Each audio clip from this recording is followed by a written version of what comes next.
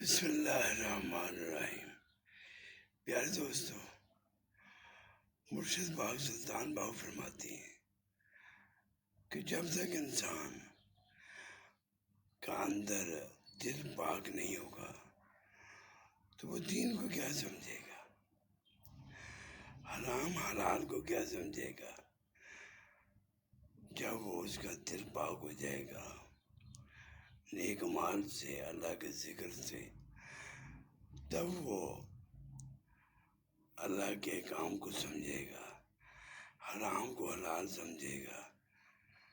حرام کو حلال جو ہے وہ کیسی ہے، اس طرح ہر طرح سمجھ آ جائے گی کہ حلال حرام کس طرح بنتا ہے، یعنی کہ دین کی سمجھ تب آئے گی جب آپ اپنا اندر پاک کریں۔